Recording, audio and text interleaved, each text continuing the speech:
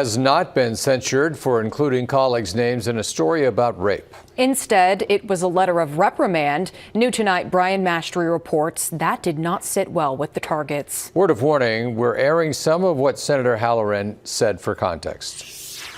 The Executive Board met early this morning to approve a letter of reprimand condemning the conduct of Senator Halloran.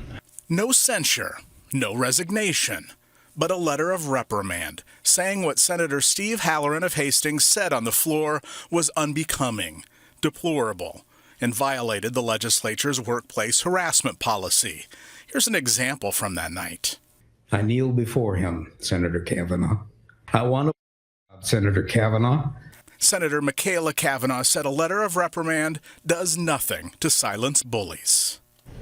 And every single one of you who sits in your seat now and doesn't say anything stands by that language. You stand by it.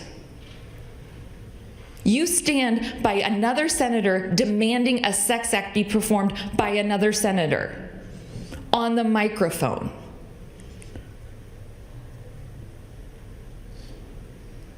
And you kind of condone it if you say that it's just free speech.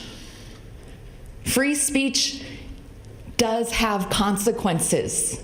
The law firm that investigated Senator Halloran's comments on the unicam floor March 18th gave the executive board two options: censure or letter of reprimand. The board chose the letter. Senator Julie Slama, who rarely agrees with Senator Michaela Kavanaugh on policy decisions, backed her up again when it comes to Senator Halloran's comments. That resignation is absolutely in order.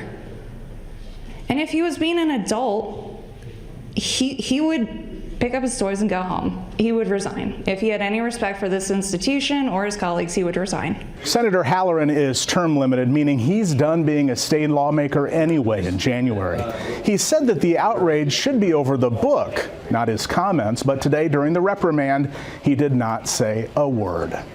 On your side, Brian Mastry, 6 News.